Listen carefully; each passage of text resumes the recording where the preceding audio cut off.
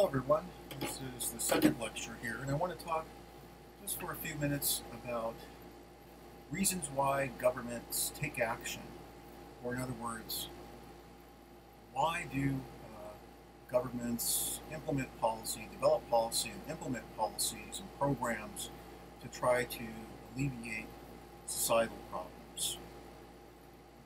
Now, a couple of notes before we get going on this.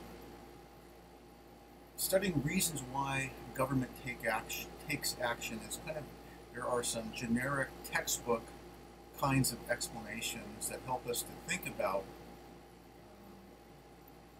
when governments take action and when they should take action. On page, I think it's page 23 of our chapter, the authors Kraft and Furlong talk about various reasons why government should take action.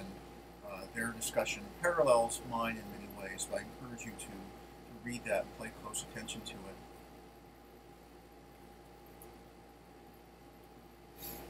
So I've got 7 bullet points up here. The first is that governments often respond to politics, especially political movements. One good example of this is the civil rights movement of the 1960s. We saw on an unprecedented scale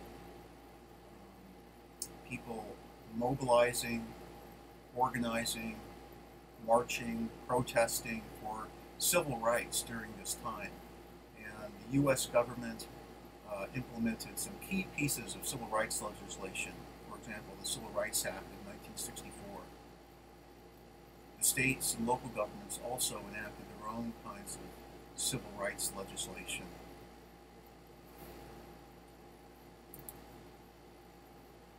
Another generic term that you see in the textbooks is for moral reasons.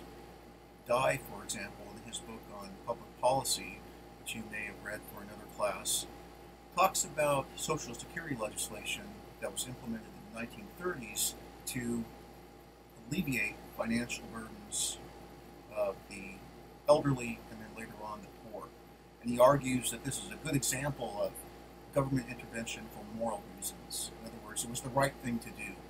There was not necessarily a strong political movement by these groups for financial assistance, but it was seen by government officials and supported by society at large because it was the right thing to do.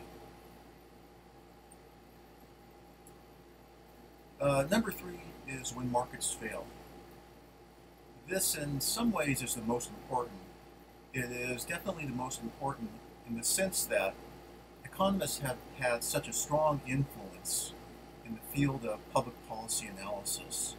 And this idea of when markets fail, often referred to as market failure, is very much an economics concept, a standard economics concept. And it's a very important one, and I think in many ways very useful. So if we sat down and thought for a while, when is it that markets don't work well?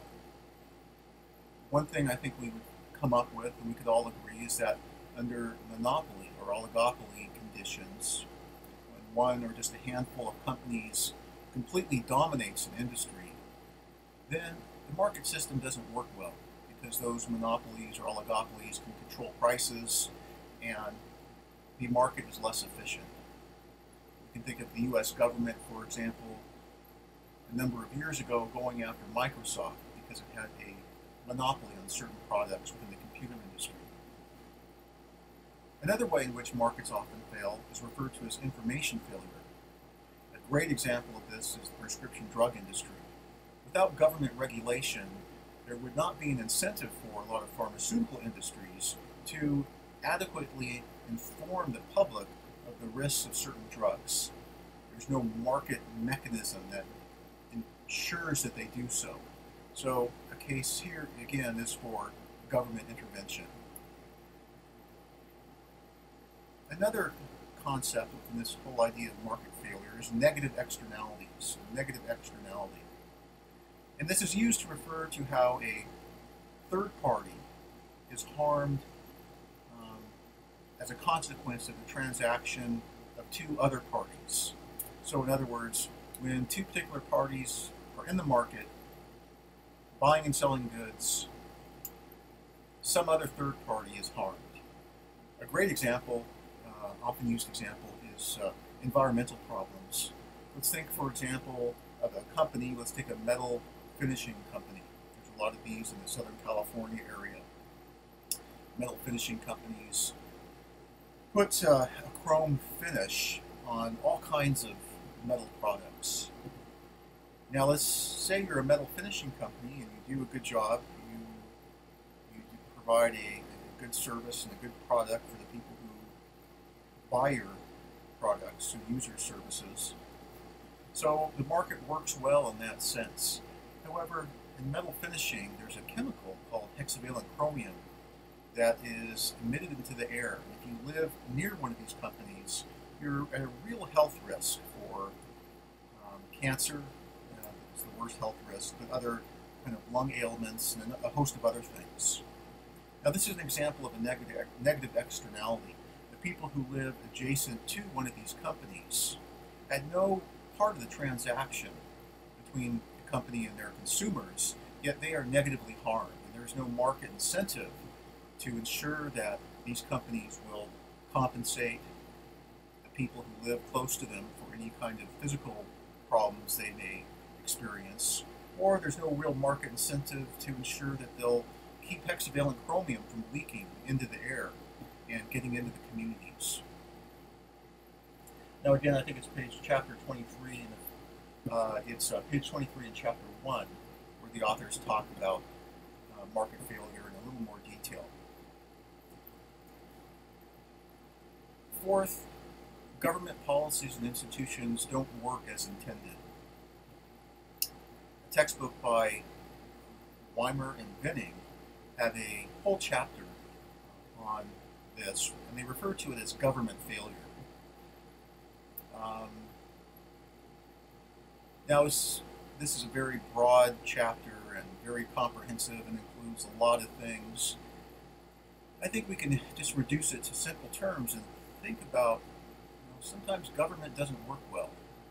Sometimes government doesn't work as it's intended to do.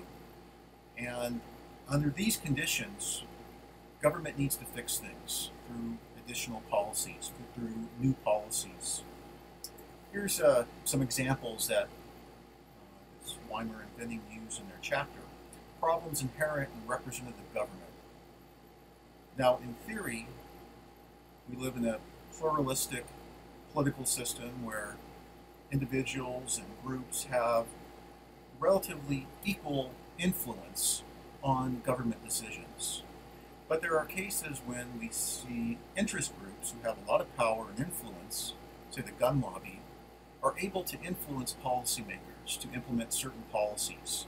And those policies are not supported by or in the interests of the larger society. So that could be an example here of how representative government is not working right. We need some kind of interest group reform. Another example they give is problems inherent in the system of federalism. I talked a little bit about federalism in the first lecture, the idea that our political institutions in the United States are very, they're very kind of layered, if you will.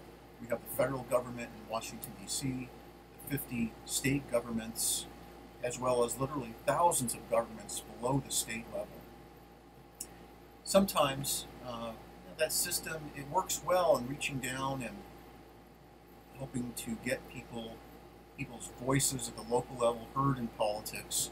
Sometimes it doesn't work well. A good example of this is how recently states for a long time have been trying to lure companies to locate in their states through tax breaks. There was a bidding war among the states to get Mercedes-Benz to locate within their respective states. And ultimately, this was a few years ago, Alabama gave Mercedes-Benz a couple $100 million in tax incentives, tax breaks, if they would locate in Alabama. Well, you can see in a way that didn't really help the larger society. Who benefited from that? Certainly Mercedes-Benz. But that bidding war resulted in giving them a lot of tax breaks, and that comes from taxpayer money. Some people argue that that is kind of a waste of money. If we had a national system that prevented this kind of bidding war, that kind of thing wouldn't happen. And then finally, Weimer and Binning give the example of problems inherent in bureaucracy. We know that organizations, government organizations, often become very big and bureaucratic and lead to inefficiencies.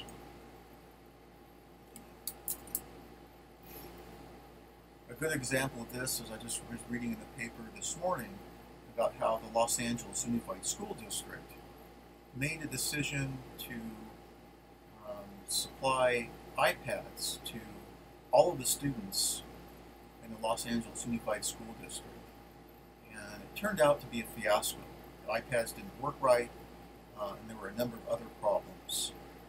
This policy cost something like $1 billion, and it was a big failure.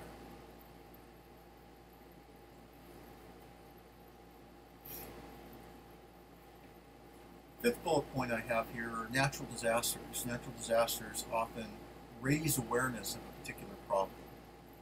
Hurricane Katrina is often used and is used by a couple of the authors we'll be reading in the semester.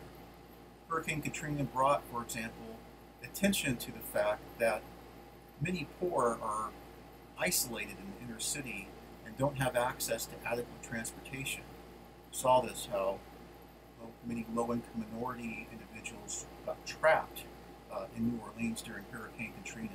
It certainly brought attention to the fact that our federal emergency management system did not really work very efficiently. Number 6, scientific research reveals a particular problem. So this is very important, especially in the arenas of the environment, in the arenas of health and medicine. We take the example of climate change. Scientists for a couple of decades now have been looking at climate change and arguing that the Earth's temperatures are warming, and the scientific consensus has become so overwhelming that policymakers throughout the world at all levels are starting to take action to try to reduce carbon emissions and reverse the potential ill effects of climate change. Finally, number 7, media brings attention or reveals awareness of particular public problems. Living in the Los Angeles area, we've seen how the LA Times has periodically brought attention to the public about a particular problem, a particular egregious political problem. Recent example of this is the government corruption in the city of Bell. We saw how the city of Bell was so corrupt. The mayor and other politicians in Bell were just stealing millions of dollars of taxpayer money.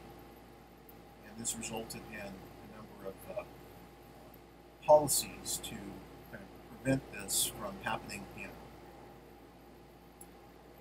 Okay, so that's it for now, and we will see you at the next lecture.